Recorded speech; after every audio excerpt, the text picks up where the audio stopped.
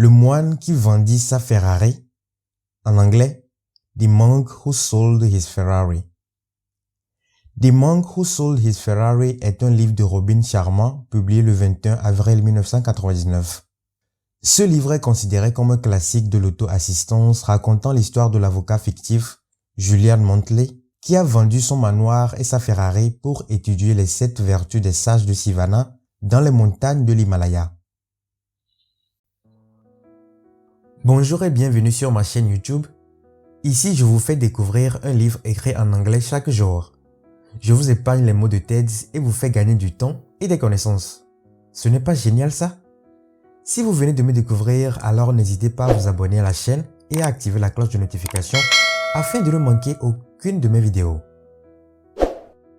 Je me suis toujours demandé de quoi parlait ce livre. Le titre est bien évidemment accrocheur et j'adore les Ferrari. Vous en voulez une? Eh bien, j'en veux une aussi, bien évidemment. Peut-être que cela signifie que ce livre est pour vous et moi. Parce que Julian Montley, l'avocat fictif qui gagne 7 chiffres et dont il est question dans cette histoire, en avait une. Et il était malheureux. Alors, il l'a vendue. Il s'avère qu'il n'avait pas besoin de sa Ferrari. Il avait besoin de sagesse. Après avoir subi une crise cardiaque due au stress, il a tout vendu et s'est aventuré dans les montagnes de l'Himalaya. Là-bas, il a trouvé les sages de Sivana qui lui ont enseigné cette vertu, lui faisant promettre qu'ils transmettraient leurs enseignements.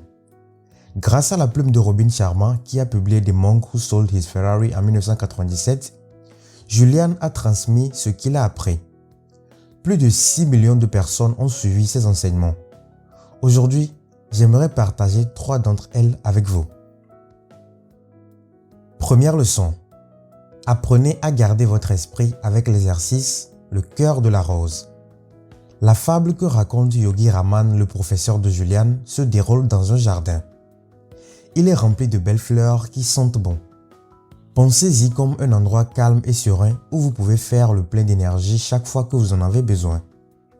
Imaginez que votre esprit soit un jardin comme celui-là. Quel cerveau puissant, n'est-ce pas?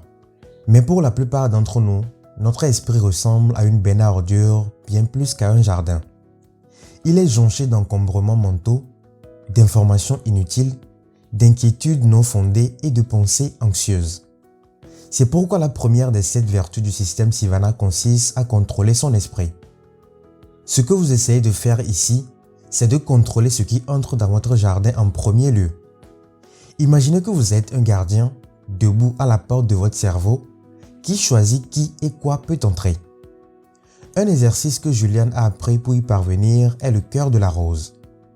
Pour le pratiquer, vous avez besoin d'une vraie rose et d'un espace tranquille pour vous. Ensuite, vous fixez simplement le centre de la rose et essayez de remplir votre esprit de pensées sur sa beauté. Au début, vous aurez bien évidemment beaucoup de pensées distrayantes, mais avec le temps, vous parviendrez mieux à les chasser de votre esprit. C'est là l'objectif. Plus vous serez discipliné dans le choix des pensées que vous acceptez dans votre esprit, plus il vous sera facile d'en faire le beau jardin énergisant dont vous avez besoin. Deuxième leçon. Les 10 rituels de la vie radieuse sont une routine matinale simple qui couvre tout ce dont vous avez besoin. Dans l'histoire que raconte le yogi, un lutteur de sumo apparaît également. Les lutteurs de sumo adhèrent à une ancienne idée japonaise appelée Kaizen. Cela signifie amélioration permanente. Cette idée qui consiste à toujours apprendre et à s'améliorer est une autre vertu du système Sivana. Les sages suggèrent une routine matinale en 10 étapes qu'ils appellent les 10 rituels de la vie radieuse pour vous aider à vivre cette vertu. Le rituel du réveil matinal. Il consiste à avoir 6 heures de sommeil et voir le lever du soleil.